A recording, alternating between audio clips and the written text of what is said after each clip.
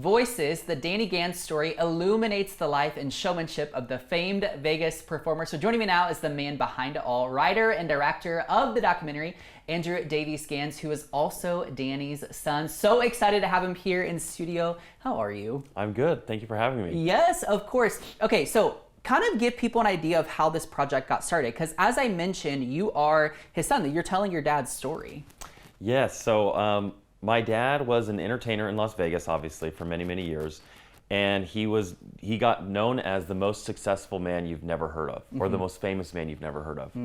And it was because his fame and his success was in like the Vegas bubble. He didn't go on a lot of talk shows. He didn't go on TV and do spots like that because a lot of his fame was word of mouth. And he was arguably the most successful entertainer in Vegas history. And so after he passed, the world kind of went on, and his name kind of got lost. And I wanted to do something that, you know, honored his legacy and honored his accomplishments. And I felt like I had experienced enough in my career in the film industry to do that and give him, you know, the send-off that he deserves. Yeah, I want you to tell me a little bit more about why it was important for you to make this, and also maybe like why now, like why this year instead of maybe in the past, or even waiting a little bit longer. Yeah, I waited. I knew I wanted to make the film. Yeah. And I knew that I wanted to be the one to do it. We had been approached as a family a few times about people who wanted to make a film or a documentary, and we always passed on that. And I was getting started in my career producing films, and I got to the point where I felt like I knew enough and I was experienced enough to do the film justice. So we started, and I wanted to do it just mainly because I wanted to share how inspiring and special my dad's story is. It's a very underdog story. You know, he started out in baseball. He had a career-ending injury and then totally reinvented himself and just took this ability to sing and do these impressions to a whole new level. And he had this incredible career that nobody really knew about unless you saw him in Las Vegas. Yeah.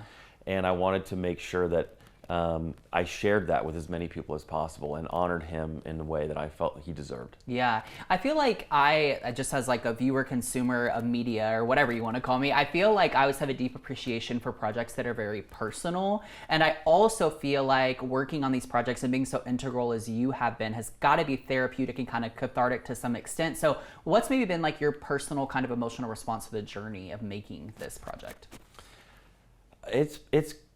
It's been challenging, honestly. I've grown a lot, and I feel like I've learned a lot about my dad. I feel closer with him now, which is great. I didn't get a chance to, you know, say goodbye on my own terms because he passed away so suddenly, and I felt like this was my version of having a few more years with him and being able to kind of say goodbye in my own way.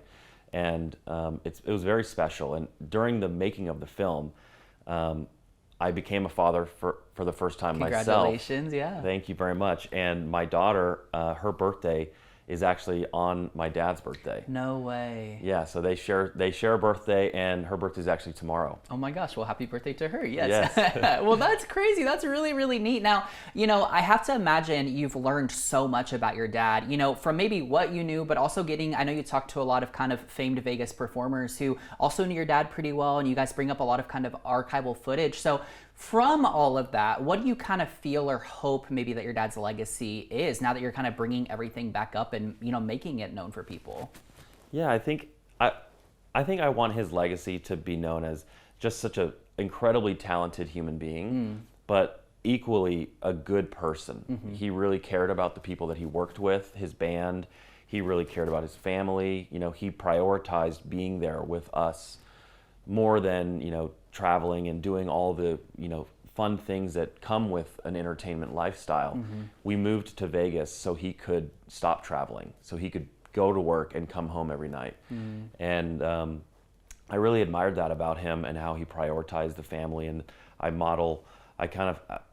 very grateful I have this blueprint of how hard he worked, but also how he prioritized his family and the work-life balance as best he could. And yeah, I think if people talk about him and people see the film, I would like them to just say, wow, he was such a talented person, but he was equally a great a great guy. Yeah, well, and I love that you firsthand got to see as a kid and remember him kind of prioritizing that balance between family and work, right? Because I think oftentimes in media it's so depicted that the dad, kind of prioritizes work or career over the family. And so I think it's nice that you got to see that. Now you're doing that for your own kiddos, right? So that's pretty special. Now, where can people see the film, or how can they see the film? So we have our screening at the Osmond Film Festival today, and after that, we're taking all of the distribution offers, and we're hoping to get a really solid deal out of it.